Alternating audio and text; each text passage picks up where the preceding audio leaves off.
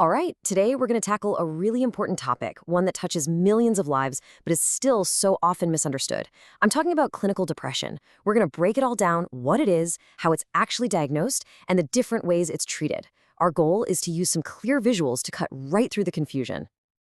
So let's just start with the most basic question, right? We've all had bad days. We've all felt sad or just down. But where's the line? When does that feeling cross over from being a normal human emotion to something more, a clinical condition that really needs attention? It's such a crucial distinction to make. And to really answer that, we have to draw a super clear line in the sand between the kind of temporary sadness everyone feels and the pervasive state that is clinical depression. Okay, take a look at this comparison, because this is so important. On one side, you have situational sadness. It's a totally normal reaction to life's bumps in the road. It's usually tied to something specific, it doesn't last forever, and even though it's tough, you can generally still get through your day. But clinical depression, that's a whole different story. It's persistent. It digs its heels in. It can seriously get in the way of your ability to just function.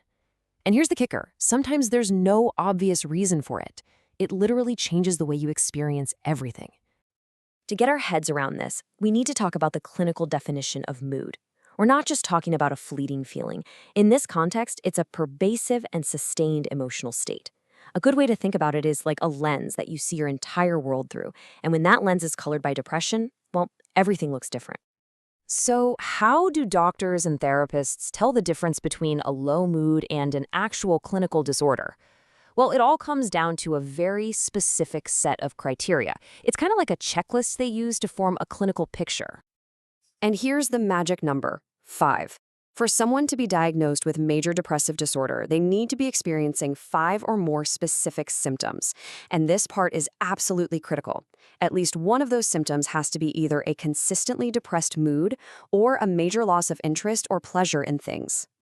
And we're not just talking about a bad day or two here. This little timeline shows it perfectly. Those symptoms have to be hanging around pretty much every single day for at least 2 weeks straight. That consistency is the real signal that things might have shifted from a temporary funk into a potential clinical issue. Now, with all these symptoms to remember, how does a clinician keep track during an assessment? Well, they often use this really simple and handy mnemonic, SIGECAPS. It's just a tool to make sure all the bases are covered. Let's quickly walk through what these letters actually stand for. S is for sleep, and this can go both ways, right?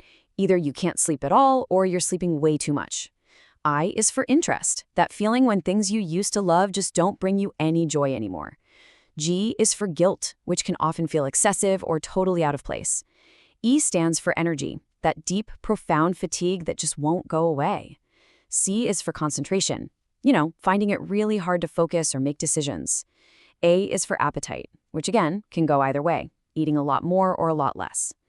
P is for psychomotor changes. That's just a fancy term for either feeling physically slowed down, like you're moving through mud, or the opposite, feeling really agitated and restless. And finally, and most seriously, S stands for suicidal thoughts. But here's something that is so vital to remember. Depression does not look the same in everyone, not even close. In kids, it might show up as physical complaints like constant stomach aches or headaches. In teenagers, you might see a lot more irritability than straight-up sadness. And in older adults, it often gets tangled up with other chronic health problems. It really is a condition with many, many different faces. So that brings us to the big question. What actually causes this? The truth is, there's no single answer. It's way more like a complex puzzle, with biological, psychological, and social pieces all fitting together. This is often explained with what's called the biopsychosocial model, which this chart illustrates perfectly. You've got the biological stuff, like your genes and your brain chemistry. Then you have psychological factors, like your early life experiences or the coping skills you've developed. And of course, there are the environmental factors, big life stressors or maybe a lack of a good support system. It's the interplay of all these things. Okay, so while the causes are definitely complex, here's the good news. There are multiple effective ways to treat depression. So let's dive into some of the main approaches. A very common starting point for treatment is medication, or psychopharmacology. The main goal here is to help correct some of those imbalances in brain chemistry that we were just talking about, especially with those key brain chemicals called neurotransmitters. This table gives us a really great, quick snapshot of the most common types of medication. You've got SSRIs. They're often a first choice because they target serotonin and people tend to tolerate them pretty well. But let's say someone's really struggling with low energy or even chronic pain. A doctor might go with an SNRI, which hits both serotonin and another chemical, norepinephrine. Then there are NDRIs, which work on norepinephrine and dopamine, and they can be a good fit for issues around fatigue and motivation. But, and this is a huge but, treatment is not just about medication, not by a long shot. Psychotherapy or talk therapy is absolutely fundamental. And beyond that, there's a whole toolkit of other powerful therapies. For really severe or treatment-resistant cases, you have options like ECT, RTMS, light therapy, which is great for seasonal depression, and even something called vagus nerve stimulation. And that brings us to our last and honestly probably our most important section. No matter what treatment path someone is on, navigating it safely with a professional is absolutely non-negotiable.